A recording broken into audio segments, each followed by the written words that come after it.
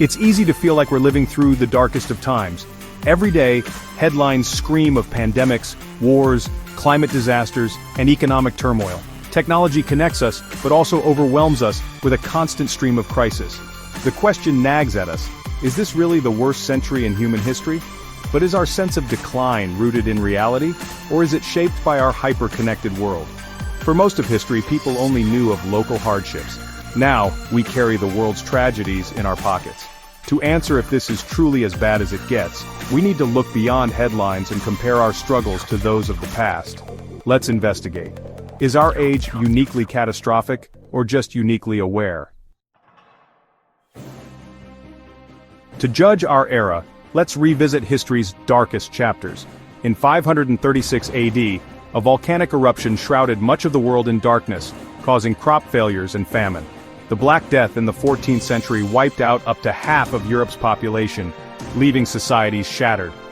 The 20th century brought two world wars, the Spanish flu, the Great Depression, the Holocaust, and the ever-present threat of nuclear annihilation. These were times of unimaginable suffering, starvation, disease, and violence on a scale we can barely comprehend. Survival was uncertain, hope was scarce. Our current crises are real, but history shows us periods when life was far more brutal and short. Understanding this context helps us see our own time more clearly. Are we truly living through the worst or just the most visible of times? The 21st century has its own daunting challenges. COVID-19 exposed our vulnerability, disrupting lives and economies worldwide. Climate change is no longer a distant threat. Heat waves, floods, and wildfires are now regular news. Wars and conflicts broadcast live remind us that peace is fragile. Economic instability, rising costs, inflation, and job insecurity adds to daily stress. And technology, while connecting us, also fuels anxiety, loneliness, and misinformation. Social media amplifies every crisis, making the world's problems feel personal and immediate. We're more aware than ever, but also more overwhelmed. Our era's unique challenge is navigating this flood of information and anxiety. Are we facing more hardship or just more headlines?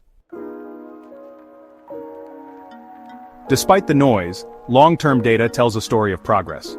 Child mortality has plummeted, from nearly half dying before age 5 in the 1800s to less than 4% today. Extreme poverty has dropped from 90% 2 centuries ago to under 10% before the pandemic. Literacy has soared. Now nearly 90% of people can read and write. Diseases that once killed millions are now preventable or treatable. Lifespans are longer, and billions have access to education, clean water, and technology. These quiet victories rarely make headlines, but they shape our world. Progress is slow and cumulative, not dramatic or loud. Our lives are safer, healthier, and more prosperous than those of our ancestors. The world is far from perfect, but it's better than it's ever been. If things are improving, why do we feel so anxious? Our brains are wired to focus on threats, a survival instinct now amplified by non-stop news and social media. Negative stories dominate our feeds because fear and outrage grab attention. Gradual progress isn't newsworthy, but disasters are.